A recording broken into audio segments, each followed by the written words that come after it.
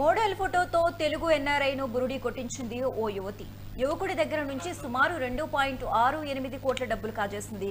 సోదరుడితో కలిసి చేసిన భాగోతం 2 ఏళ్ల తర్వాత బయటపడింది. దీంతో కట్టకటాల పాలు కాక తప్పలేదు.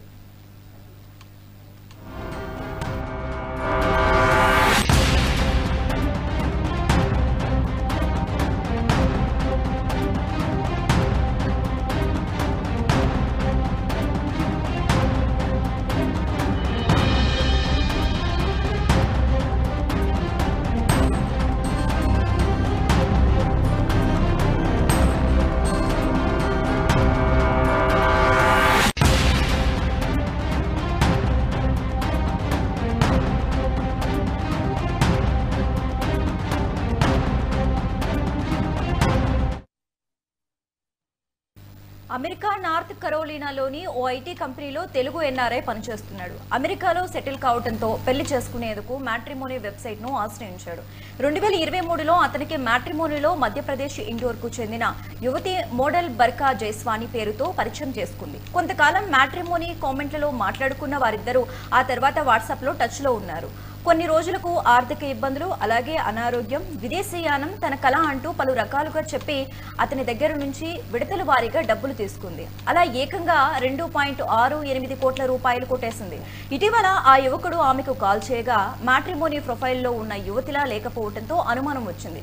డబ్బుల విషయం అడగ్గా పొంతనలేని సమాధానాలు చెప్పడంతో సదరు యువకుడికి అనుమానం వచ్చింది. అమెరికా నుంచి ఇండోర్కు వచ్చిన యువకుడు మధ్యప్రదేశ్ పోలీసులను ఆశ్రయించాడు. దర్యాప్తులో ఆమె అసలు పేరు సిమ్రాన్ అని, ఆమెకు అప్పటికే పెళ్లయిందని తెలుసుకుని యువకుడు అవాక్కయ్యాడు.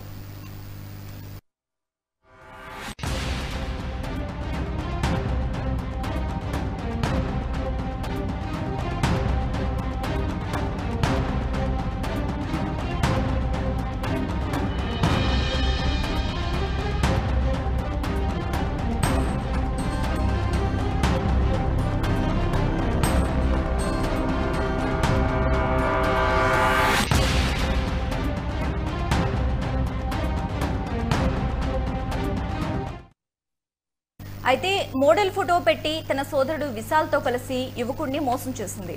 యువకుడి వద్ద తీసుకున్న డబ్బుతో అప్పులు తీర్చి కార్లు కొనుక్కున్నారని తెలిసింది. నిందితులను అరెస్టు చేసి పోలీసులు దర్యాప్తు చేపట్టారు.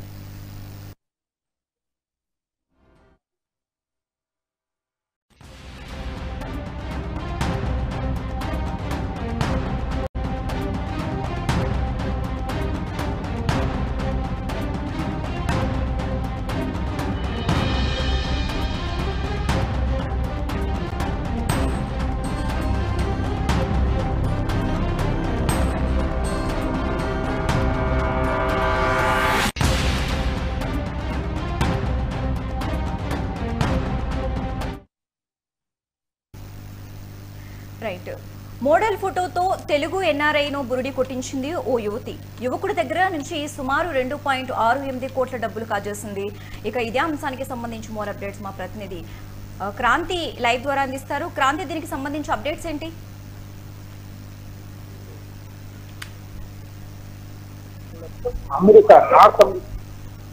సాఫ్ట్వేర్ ఉద్యోగం సాఫ్ట్వేర్ కంపెనీలో చేస్తున్నాడు. అయితే అతడికి ఇండియాకి భారతదేశం నుంచి మాత్రం మధ్యప్రదేశ్లోని ఇండోర్ నుంచి ఒక మహిళ మ్యాట్రిమోనీలో ప్రొఫైల్ని పెట్టడం జరిగింది.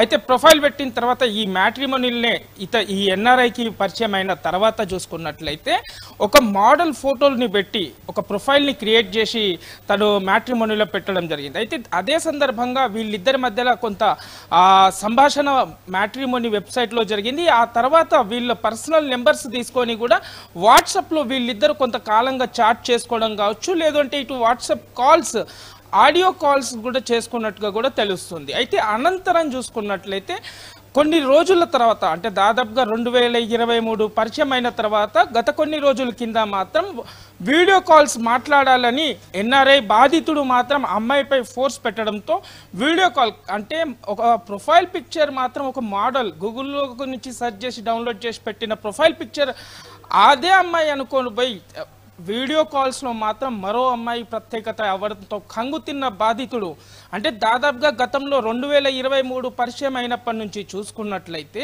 2,68,00,000 ఈ మహిళ అనే ఆ బాధితుడి దగ్గర నుంచి తీసుకున్నది. అంటే దాదాపుగా అతని పర్సనల్ కు సంబంధించిన ఖర్చులకు కావచ్చు, లేదు అంటే అనారోగ్యంతో పరిస్థితుల సందర్భంగా అంటే అది కారణాలు పొంతన లేని కారణాలు చెప్పి తన దగ్గరికి వెళ్ళి డబ్బులు వసూలు చేసుకోవడం జరిగింది. అనంతరం తిరిగి ఈ విషయంని ఎప్పుడిస్తావు, డబ్బులు తిరిగి ఎప్పుడిస్తావు అని అనగా మాత్రం ఖచ్చితంగా ఆమె లేనిపోని సమాధానం అంటే అనాకొర సమాధానాలు చెప్పడంతో మాత్రం తను కొద్ది రోజులుగా కాంటాక్ట్ ఫోన్ స్విచ్ ఆఫ్ ఉండడంతో మాత్రం తెలుగు ఎన్ఆర్ఐ వెంటనే భారత్కు మధ్యప్రదేశ్లోని ఇండోర్కి చేరుకొని అక్కడికి ఉన్న పోలీసులకు సమాచారం ఇచ్చి కంప్లైంట్ను ఫిర్యాదు చేయడం జరిగింది. రంగంలో దిగిన పోలీసులు ప్రస్తుతానికి ఆ ఎంక్వైరీ మొదలుపెట్టిన తర్వాత తెలిసింది ఏంటంటే ఆ మహిళకు గతంలోనే పెళ్ళైనట్టు కూడా గుర్తించారు. అయితే అతనికి ఈ డబ్బులు తీసుకోవడానికి తన సన్నిహితుడు సోదరుడు కూడా దీనికి సహకరించినట్టుగా కూడా తెలుస్తుంది. ఈ 2,68,00,000 డబ్బులు వసూలు చేసేసి వాళ్లకు గతంలో ఉన్న అప్పులు కూడా తీసుకోవడం జరిగింది. అప్పులు తీసుకున్న తర్వాత మరికొన్ని వాళ్ళు 2 ఖరీదైన కార్లు కూడా కొనుక్కొని తిరుగుతున్నట్టుగా కూడా పోలీసులు గుర్తించారు. అయితే ఇదే అంశంపై వీళ్ళిద్దరిపై అంటే మహిళ కావచ్చు అతని సోదరుడు ఇద్దరిపై కేసు నమోదు చేసుకొని అయితే దర్యాప్తు చేస్తున్నారని కూడా చెప్పుకోవచ్చు. శశిరేఖ, క్రాంతి, ఆ యువకుడు కుటుంబ సభ్యులు కానీ అలాగే పోలీసులు కానీ ఏమంటున్నారు? దీనికి సంబంధించి అప్డేట్స్ ఏంటి? క్రాంతి, మోసపోయిన యువకుడు కుటుంబ సభ్యులు ఏమంటున్నారు? అలాగే పోలీసులు కూడా దర్యాప్తు చేస్తున్నారని అంటున్నారు. దీనికి సంబంధించి అప్డేట్స్ ఏంటి? రైట్ శశిరేఖ, ప్రస్తుతం అంటే వీళ్ళ గత చరిత్ర నేర చరిత్ర ఏమైనా ఉన్నదా అని ఫస్ట్ కోణం చూసుకున్నా కూడా, ఎందుకంటే సమాజంలో చూసుకున్నట్లయితే ఫేస్బుక్, ఇన్స్టాగ్రామ్ లేదంటే మ్యాట్రిమోనీ ఇలాంటి సోషల్ మీడియాలలో ఎలాంటి మోడల్స్ ఫొటోస్ను పెట్టుకొని అయితే బురుడి కొట్టడం చాలా విషయాలలో చూస్తున్నాం. అయినా ఇలాంటి సంఘటన ఎక్కడో అరాకొరాగా జరుగుతూ వెలుగులోకి వస్తూ ఉన్నాయి. ఒక ఎన్ఆర్ఐగా ఉండి కూడా ఇలాంటి విషయాలకు ఎలా పాల్పడ్డాడు, అసలు ఈ బుల్డీలో ఎలా పడ్డాడు అనే విషయంలో కూడా పోలీసులు అయితే ఆరాధిస్తున్నారు. ప్రస్తుతానికి అయితే కేసు నమోదు చేసుకొని వాళ్ళని అదుపులో తీసుకోవడం అయితే జరిపింది. అయితే తదుపరి వీళ్ళ నేర చరిత్ర కావచ్చు లేదంటే ఇతర ఇంకెవరినైనా బుల్డీ కొట్టారన్న కోణంలో కూడా పోలీసులు అయితే ప్రస్తుతం దర్యాప్తు కొనసాగుతుందని కూడా చెప్పుకోవచ్చు. Shashirekha, thanks for the updates Kranti.